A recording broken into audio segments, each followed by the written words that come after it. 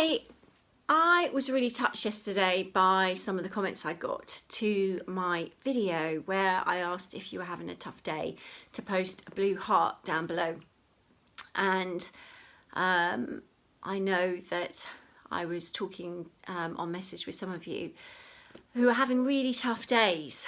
And so I just wanted to give you some thoughts for today, because if you are having a tough day, and I asked you to post a blue heart if you are having a really tough day, a yellow heart if you were sort of up and down during the day. So sometimes you feel in control of your emotions and then other times you're overwhelmed. And then a red heart if you were having a good day. And it was really lovely to read your comments and to be able to really sort of help you and find out what's going on really with you. So I wanted to give you some more specific help today because, you know, last night when I was replying to some of you, I was talking about having a hot bath or just doing something for you. So shifting the focus away from thinking about what's going on with your breakup and really putting it back on you and giving yourself some time. So maybe pampering yourself by having a hot bath or watching your favourite box set. Any good suggestions for box sets? I'm always up for those, so do post them below. But yeah, I absolutely want to give you some ideas for today because I think that it's really normal as human beings to get stuck in a rut. I sort of call it the hamster wheel, where you go round and round in circles. So there's a couple of things that I want to talk about. There's a couple of tools that I use with clients where they're quite small, they're very simple to do, but once you start doing them, they do have a big impact on how you feel. So one of the ones I wanted to share with you, and the one I want to focus on this morning, is about not telling your story. Now I know this is really tough because a lot of us will want to tell our story over and over again, and that's really human nature. You know, someone says, "How are you?" You go, "Oh, you know what?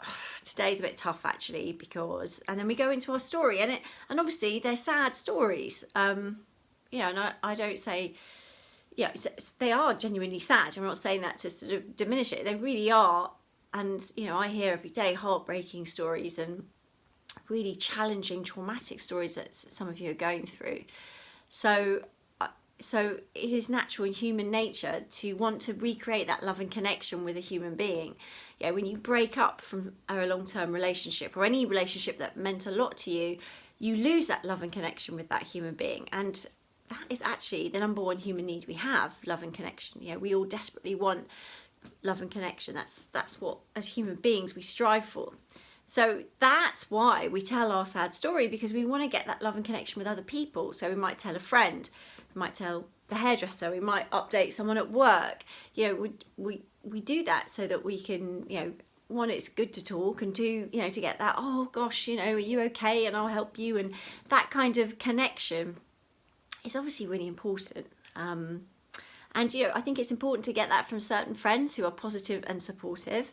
Obviously, you've got to be careful you don't fall into that trap of, I think I've told you in other videos, I had a client not so long ago now who turned up and she said in the boot of her car she had bin bags full of her ex's clothes, which her best friend had come over the night before, and they decided to chop them up into small pieces, and she was going to throw them onto the driveway of his new partner's house that afternoon. So, you know, some friends pour fuel on the fire, and they may be super well-meaning and they may want to help you, but if they're emotionally involved, sometimes, you know, that may not be the best advice, although it may feel really good at the time.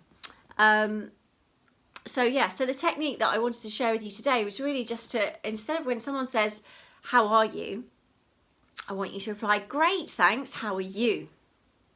Now, I know that goes instinctively against everything that you feel, and I know that you're going to struggle with that, and I think some of you maybe will find that very difficult. But I promise you that just that small shift, and it's just words, right? It's just words.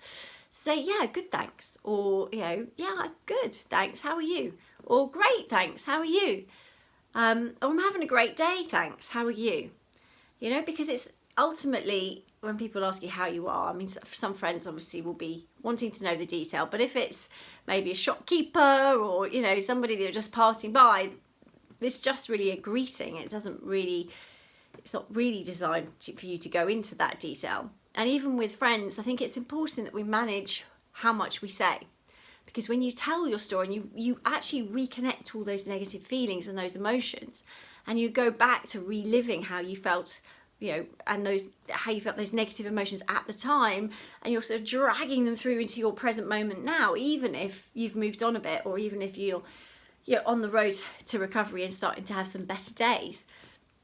So it's important to take control of this, right? It's important to manage that and to make sure you're in control and it's not controlling you.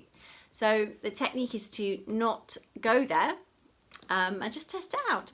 So just try it. If someone says, how are you? Even if you're feeling really bad, even if you're struggling not to cry, then just say, yeah, I'm doing great. How are you? And just see how that feels. Because actually by saying it and doing it, one, you're not reconnecting with those negative emotions. And two, you're putting in a positive intention out there, which is important. And, there is a part of you that's doing great. And we've got to focus on that, and we've got to pull that out to move forward. Now, you may not feel very clear about where that is quite yet, and that's okay. But you've got to act as if sometimes in order for it to feel real and catch up with you. So please try that today, and just, smiling and saying something positive rather than going back to tell your sad story, and just see how that starts to shift things. And how that opens up other opportunities, because it's going to direct you into a different kind of conversation, obviously.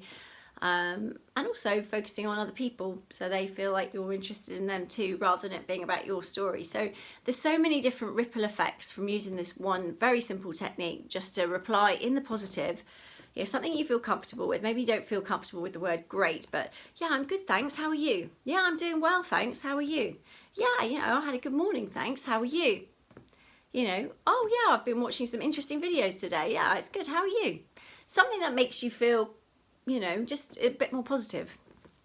Okay, we'll try it, and do pop below how you get on. And again, if you want to put a blue heart down there if you're struggling, but let me know how you're getting on with the techniques, because it's important to know where you are, but also to be trying things, testing things out. Some things will boom have a positive impact massively straight away, and other things it will just be a toolkit that we're building up, one thing after another that you can layer up. So ultimately, in a relatively short space of time, if you're using these tools and techniques, you will see a difference and you will start to feel better. So test them out, drop me a comment below. Stay strong and have a good day.